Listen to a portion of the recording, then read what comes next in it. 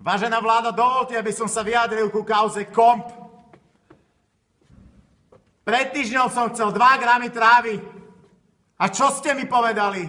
Aj mne, aj svojim huličom. Čo ste povedali svojim huličom? Že nie, teraz nemáme, možno v stredu dám ti číslo na Karola. Musel som si zobrať piko a viete, čo stalo? Prehral som 50 miliónov eur na posranom Kompe. Na Kandelstrajku 50 miliónov eur.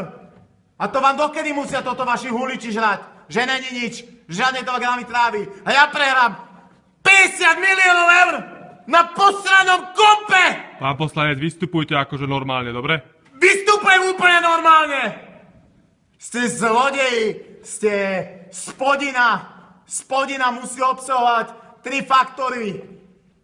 Musíte chodiť do najväčších pajzlov, dorážať okeny a na nočné menu, na vypražané vyskakovačky. Musíte mať psychiku nenávratne poškodenú. Každý z vás ju má. Musíte chodiť na onkológiu, kradnúť rakovinu. Kúknete na Kisku. Vlasy jak Tatry v 2005. A toto sú vaše sockačské istoty?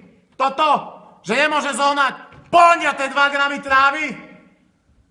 A potom si vybavím Pedro a prehrám 50 miliónov na posratom Kompe!